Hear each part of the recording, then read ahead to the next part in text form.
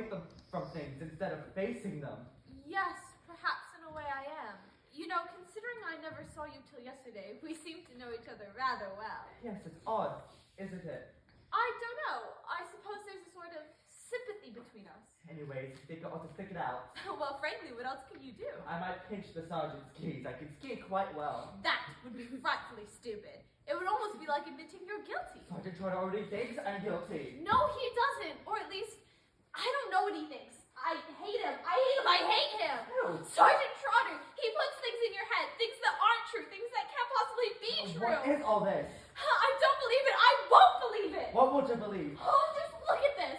What is it? An evening paper from London, and it was in Giles' coat pocket. But Giles didn't go to London yesterday. Well, if he was here all day... But he wasn't. He had gone down to the countryside to get some chicken netting, but it was the wrong kind.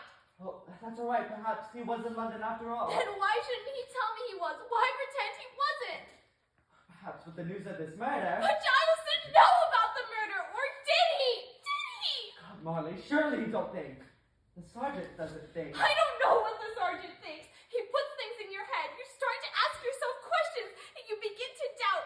You think someone you know and love quite well might well be a stranger. That's what happens in a nightmare. You're somewhere in between family and friends, and then you look up and they're not your friends no longer. They're different people, just pretending. Perhaps everybody's a stranger. Perhaps you can't trust anybody. I seem to be interrupting something. No, we were just talking. I must go to the kitchen and vegetables. Get on with it. Please do let me help. No, you won't. Child! This head attack sounds a very healthy thing at present.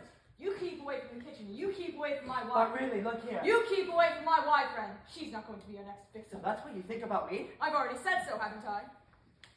There's a kill on the loose, and it seems to me that you fit the bill. I'm not the only one to fit the bill. I don't see who else does. Oh, how blind you are. Or do you just pretend to be blind? I'm worrying about my wife's safety. Oh, so am I, but I'm not leaving you alone here with her.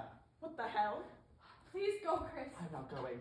Please go, Christopher. I mean it. I shan't be far. What is all this, Molly? You're crazy. You're perfectly prepared to shut yourself up in the kitchen with a homicidal maniac. He isn't.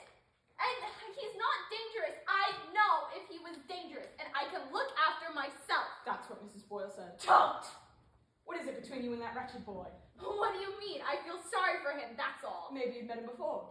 Perhaps you've both suggested to come and meet here and pretend to meet for the first time. Are you out of your mind, Giles? How dare you suggest such things? Rather odd, isn't it, that he comes to an out-of-the-way place like this? No odder than Miss Casewell, or Major Metcalf, or Miss Boyle should. I read in a paper once that these homicidal cases were able to attract women. Look as if it were true.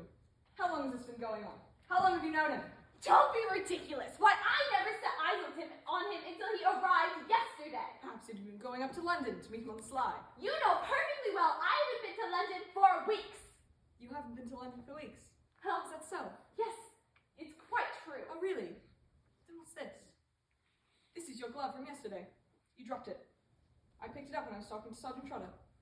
Do you know what I found inside? It's a London bus ticket. Oh, that. So it seems you didn't just go to the village yesterday. You went to London. All right, I went to. Just as I was safely racing around the countryside. What? You were safely racing around the countryside. Admit it, you went to London. All right, I went to London. So did you. What? So did you. You brought back an evening paper Where did you find it? in your overcoat pocket. Anyone could have put it there. Did they? No, you were in London. All right, I was in London, but I wasn't there to meet a woman. Weren't you? Are you sure you weren't? Molly, what's wrong? Don't come near me.